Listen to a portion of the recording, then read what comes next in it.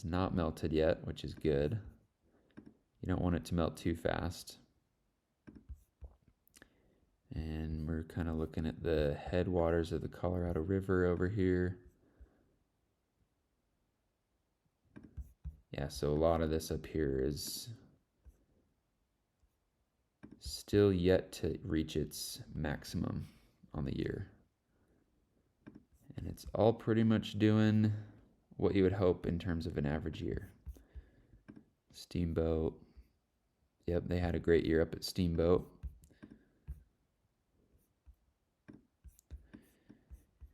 Let's look at this one. We might have already looked at that one. Yeah, so I won't really spend too much time on these locations. I guess we can look at this one down by Pikes Peak. Pretty crazy, sporadic over there. But mainly just focusing on the basins that feed the Colorado River, because that is kind of what we're looking at here in this video.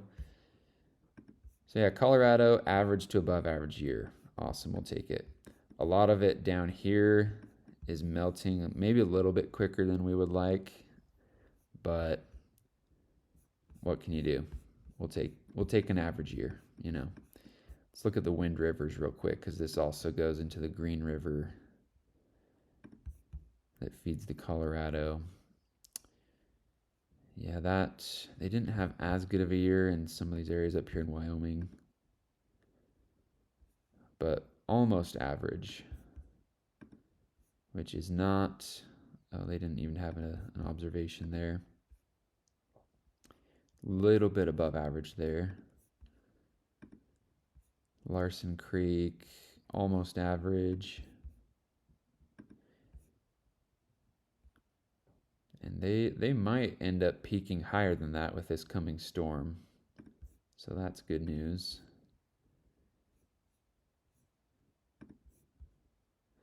And let's look at the Wyoming range as well. Pretty much everything that feeds the Green River. Yeah, they're still peaking up there. Already peaked, average, and slightly below average. So considering the terrible start we had, you can look at how far below average this was. Maybe not that location. Let's look at this one.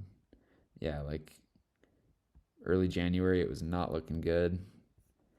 For this area especially to end right around average is pretty awesome. We'll take it. So that's essentially the story on SWE. Snowtel, that's the snow we have, and let's look now at where that water is going as it melts. We can maybe look first at the California reservoir levels. Let's go over here. Well, we can look at this first. So this will affect kind of how much water ends up in the reservoirs. Soil moisture. This is the first 100 centimeters. You can see it's looking pretty good for most areas in the West. This spot right here in between Utah, Colorado, wouldn't mind seeing that a little bit more green and blue, but for most of Colorado, Utah, Wyoming, Arizona, it's pretty green and blue this time of year, which is good. Especially if you look at this. This is a little different story, but maybe some of this, if this was a bit more saturated, you'd see more of the water ending up in, you know, like Lake Powell, Lake Mead. But could be a lot worse, and we've seen it a lot worse in recent years. You can see how saturated Nevada is. They just got pummeled. Much more water than normal there in Nevada right now. So now let's look at Lake Shasta. Oh, too much water, I guess, in Lake Shasta. Shasta Lake water level. We will look here. No, you know what? We're gonna going to go to this other website, US Lakes. They provide pretty good data. Let's get rid of these ads. I'm not trying to provide free advertising for all these people. So if we look at this year, you can see it's pretty sporadic. They've been having to kind of let water out in preparation for some big storms because they're almost full pool, excuse me. You can see they're basically 6 feet from hitting full pool, which they usually peak. If we look at a few other years, yeah, they usually peak right around now. Let's look at 2019, maybe further into May, but this is pretty much perfect in terms of, you know, how much water they have in the reservoir now versus how much room there. I'm sure they know what they're doing. They know a lot more than me. I'm just some idiot on YouTube. But if we go back and look at the SNOTEL stations that feed Shasta, I mean, we won't be able to really see because they don't help us out with the graphs, but a lot of these are still well above normal. So it is possible that maybe this still goes up more and maybe they have to use the emergency spillway. That'd be interesting. I don't think they've done that for a while. But if you look at all these other recent years, you know, 2021 and 2022, especially over here, it's great to see how much higher we are now, considering, you know, just 3 years ago we were at 882. And I remember driving over the bridge, just seeing like basically no water. And I was like, wow, this is sad. But now it's pretty much full. So that's great news. We'll take it. Let's look at Trinity Lake.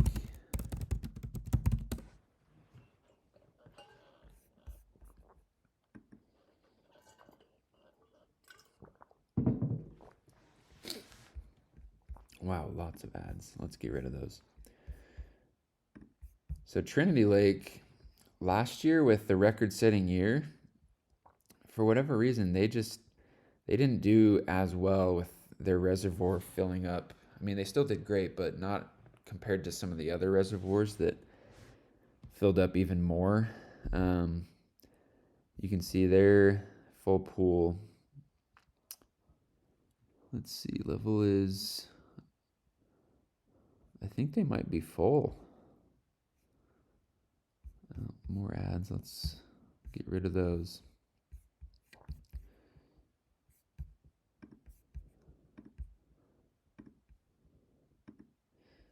Okay, so they're not full, but usually it'll show a stat right here. Apparently full pool is 0. I don't really believe that. But yeah, they're doing great. Last time it was this high was 2019. Well, 2020/2019. In recent years, if you look at just the last 3 years, it's been way lower, clear down to 2188. So with 2 great years in a row, that's what it'll do to your reservoir. It'll fill it right up. That's great news. Let's look at Lake Oroville.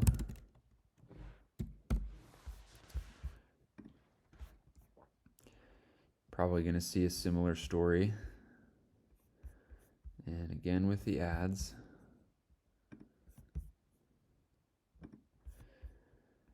Yeah, so full pool is 900 feet. They're about 3 feet from hitting full pool. Crazy. And I believe they hit it last year and they had to use the spillway. Probably going to have to do it again this year. They still have a lot of snow to melt. So it'll be interesting to see kind of how that goes. And if we look at how low it's been recently, it's crazy how it can go from basically full in 2019 to the end of 2020 being like 200 feet lower. That's insane. So yeah, it just goes to show, even though we're full right now and water is in abundance, can't get too complacent. Gotta be grateful. But Orville, California, they're doing great. I won't spend too much time looking at California. But just one more I want to look at. This will be a little bit different since Lake Tahoe's not a reservoir.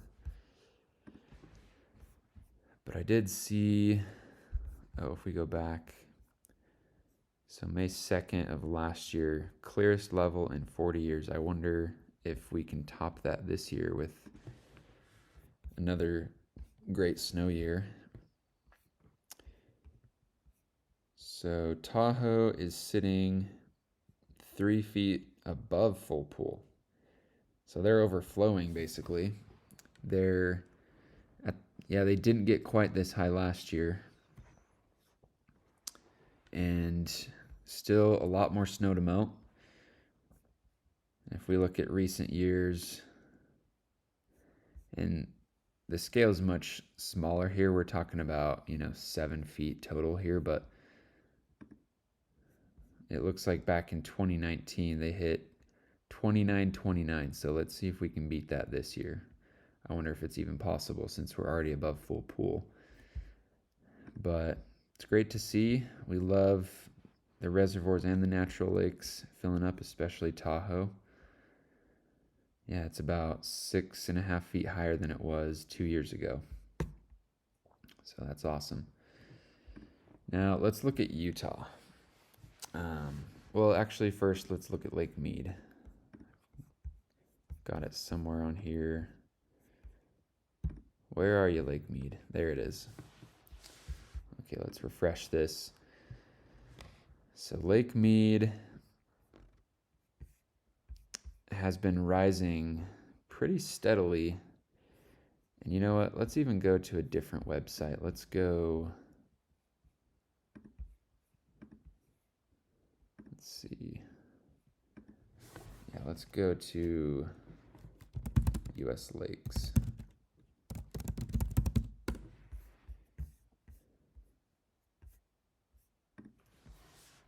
Because this will show us the past couple years. So it is dropping right now, but it drops pretty much peaks in like March and then just drops for the rest of the year until winter starts. But last year was different. Last year we had so much water coming from the Colorado that Lake Powell could release more than normal. And so Lake Mead would continue to rise even into September. But normally, most years, it just drops until, November and then starts rising during the winter because that's the rainy months. But if we just look at the last 2 years, started at 1,045 and then had a nice wet winter. Lake Powell delivered some water, and then now this winter kept going up, all the way to 1076 is where it peaked. About 30 feet higher than it was at the beginning of 2023. So now it'll go down a bit, but it usually does. You can see maybe it'll drop like 20 feet, 15 feet or so. It's not as steep of a slope so far as these other years. So that's kind of the update with Mead. If we look at 2020, it'd be great to get back to where we were in these years. But let's go on to Utah water situation.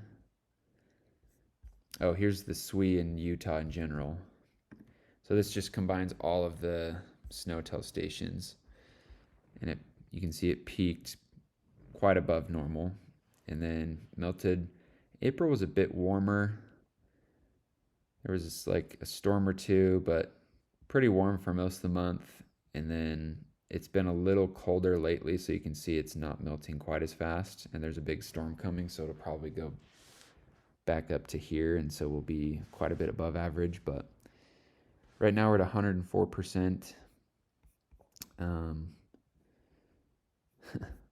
compared to last year, which was the record-setting year. And how does that translate to our lakes? Let's refresh this a bit.